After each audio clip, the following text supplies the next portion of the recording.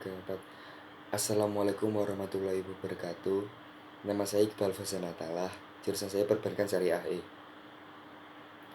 Saya akan menjelaskan tentang pengertian akad. Akad dalam arti bahasa berasal dari kata-kata yang sinonimnya karta, yang berarti memotong. Diartikan demikian karena orang yang memberikan utang memotong sebagian dari hartanya untuk diberikan kepada orang yang menerima utang. Mutadid.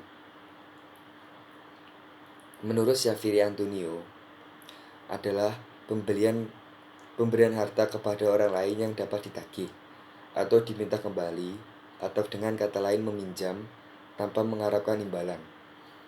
Menurut Bank Indonesia, kirat adalah akad pinjaman dari bank mudrib kepada pihak tertentu yang diwasilkan kembali dengan jumlah yang sama sesuai pinjaman.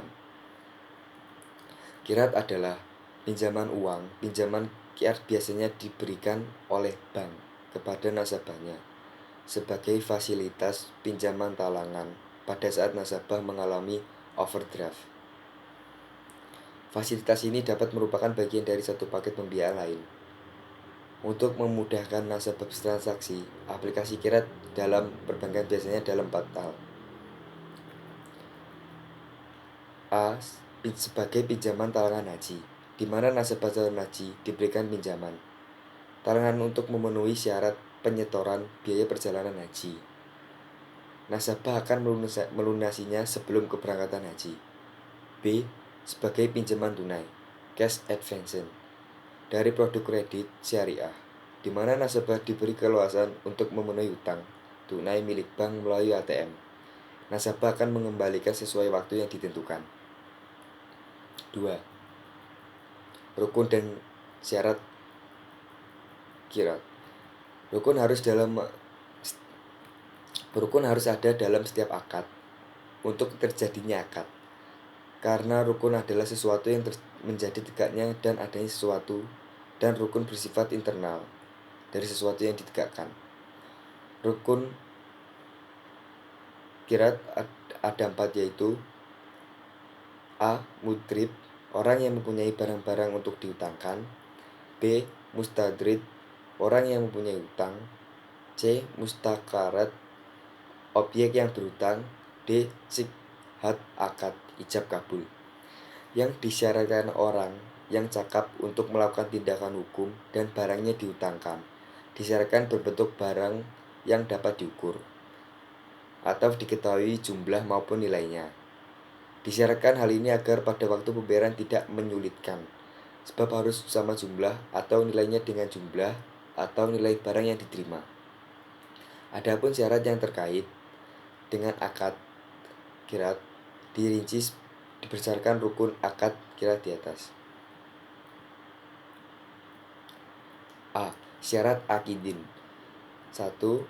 Ahailatul al-tabaru, layak bersosial adalah orang yang mampu mentasarufkan hartanya sendiri secara mutlak dan bertanggung jawab. Dalam pengertian ini, anak kecil belum mempunyai kewenangan untuk mengelola harta. Orang yang cacat mental dan budak tidak boleh melakukan akad. 2. Tanpa ada paksaan, bahwa mudarib dalam pemberian hutangnya tidak dalam tekanan, dalam paksaan orang lain. Demikian juga sebaliknya, keduanya melakukan secara sukarela. B. Syarat mutarot, barang yang menjadi objek korot adalah barang yang bermanfaat dan dapat dipergunakan. Barang yang tidak berguna secara syar'i tidak bisa ditransaksikan. C. Syarat sikhat, ijab kabul menunjukkan kesepakatan kedua belah pihak dan tidak boleh mendatangkan manfaat bagi mudrib.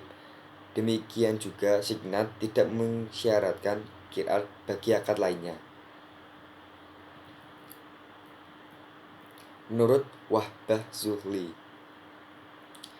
kirat diperlukan dengan 2 syarat, yaitu A. Tidak mendatangkan keuntungan.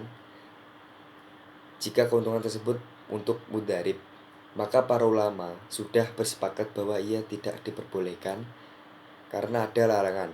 dari syarat dan karena sudah keluar dari jalur kebajikan.